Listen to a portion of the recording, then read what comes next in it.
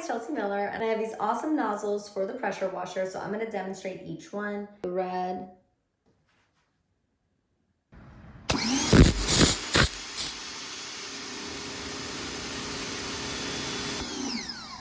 The yellow is a 15-degree spread.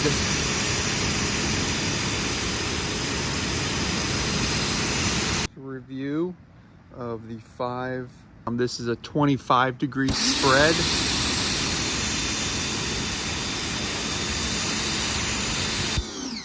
Different spray nozzles. It's a very, very high flow nozzle, so this is not going to be good at taking stains off of things, but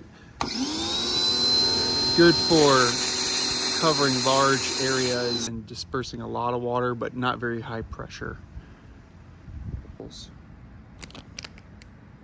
This is the white nozzle. This is a 40-degree spray, almost the widest.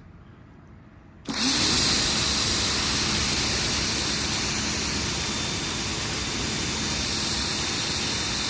you enjoyed this video and the demonstration, definitely check these out, and thanks for watching. Bye.